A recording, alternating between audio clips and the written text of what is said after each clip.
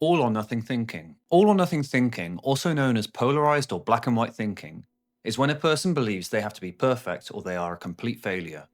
In golf, we might think that the first tee shot has to be perfect to have a good round, or that we have to shoot a certain score to consider ourselves a success. This type of golfer puts extreme pressure on themselves and is likely to experience highs and lows depending on how they perform.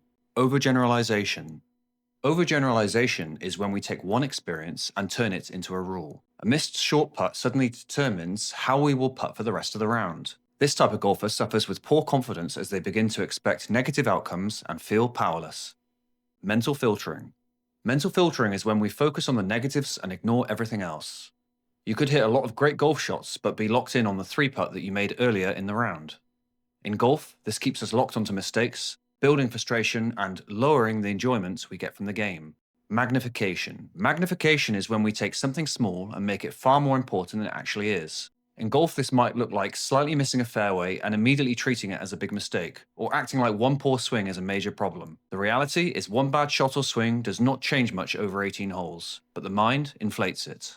The result is unnecessary frustration, added pressure on the next shot, and a round that feels worse than it actually is. Jumping to conclusions. Jumping to conclusions is making assumptions without evidence. We could be warming up and hitting a lot of poor shots on the range, then conclude that our round is going to be a disaster. Golfers that do this often fall quickly into a negative state of mind and talk themselves into bad rounds. Mind reading. Mind reading is when we assume what others are thinking. This shows up a lot on the golf course when others are watching, for example on the first tee. We may have thoughts like, they know I practiced a lot so they expect me to hit this down the middle.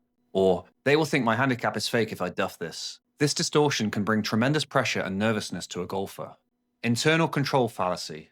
The internal control fallacy is the belief that you have complete control over yourself and your environment. You are therefore responsible for what happens. When you hit a bad golf shot, you deem yourself completely to blame. Golfers with this distortion will often run low on confidence and be subject to outbursts and harsh self-talk. Fairness fallacy. The fairness fallacy is the belief that you are owed or entitled to a positive outcome. You will hear golfers complain that they were unlucky because they lipped out 3 times in one round. A golfer who believes they do not get the rub of the green will feel frustrated and deflated. Emotional reasoning. Emotional reasoning is believing that our feelings reflect facts. A golfer might think, I feel like my round is about to slip away. When I feel like this, it means I'm going to play badly.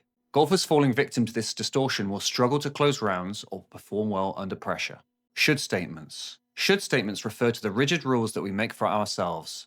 In golf, we often hear this through words like must or have to when referring to a shot.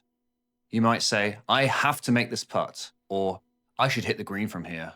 This not only puts pressure on the golfer, but when expectations are not met, frustration often follows. Minimization. Minimization is downplaying positive outcomes. We might shoot a really good score, but dismiss it because the tees were forward or the conditions were easy.